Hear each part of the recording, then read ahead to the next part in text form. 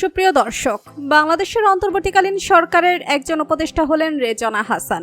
আপনারা সবাই কম বেশি তাকে চিনে থাকলে আপনারা কি জানেন তার একটি কন্যা সন্তান রয়েছে? বর্তমানে কি করছেন রেজনা হাসানের মেয়ে? দেখলে অবাক হয়ে যাবেন আপনিও। বিস্তারিত জানতে ভিডিওটি না টেনে শেষ পর্যন্ত দেখতে থাকুন। 2024 সালের 5 আগস্ট শেখ হাসিনার পদত্যাগ করার পর বাংলাদেশের রাজনৈতিক অচলাবস্থা শুরু হয়।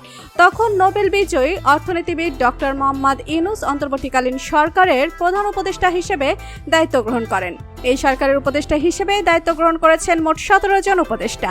এই 17 জন উপদেষ্টার মধ্যে অন্যতম একজন জনপ্রিয় উপদেষ্টা হলেন রেজনা হাসান। দায়িত্ব পেয়েছেন পরিবেশ ও জলবায়ু পরিবর্তন মন্ত্রণালয়ের। দায়িত্ব পেয়েই সকলের কাছে জনপ্রিয় হয়ে উঠেছেন এই নারী। রূপে গুণের সকলের কাছে গ্রহণযোগ্যতা পেয়েছেন তিনি।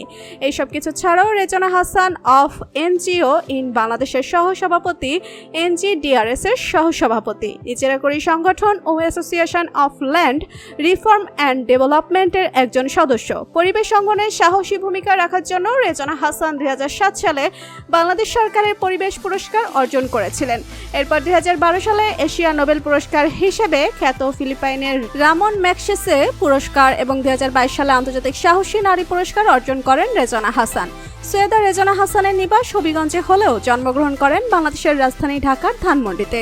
তিনি সৈয়দ মহিবুল হাসান ও সুরাইয়া হাসান দম্পতির একমাত্র কন্যা ছোট সন্তান। শিক্ষাগত জীবনে রেজনা হাসান ভিকারুন্নিসা নূন স্কুল অ্যান্ড কলেজ থেকে মাধ্যমিক সম্পন্ন করেন। এরপর হলি ক্রস কলেজ থেকে উচ্চ মাধ্যমিক শেষ করেন। বিশ্ববিদ্যালয় জীবনে তিনি সর্বপ্রথম পাবলিক অ্যাডমিনিস্ট্রেশন বিভাগে ভর্তি হলেও আইনের প্রতি আগ্রহ থাকার কারণে তিনি বিভাগ পরিবর্তন করে আইন বিভাগে চলে আসেন। ব্যক্তিগত জীবনে রেজনা হাসান বিবাহিত। তিনি সহপাঠী ব্যবসায়ী ও আইনজীবী আবু বকর সিদ্দিকের সঙ্গে বিবাহ বন্ধনে আবদ্ধ হন। এই দাম্পত্যে তাদের 2 ছেলে ও একটি কন্যা সন্তান রয়েছে। 3 সন্তানকেই রেজনা হাসান অনেক বেশি ভালোবাসেন।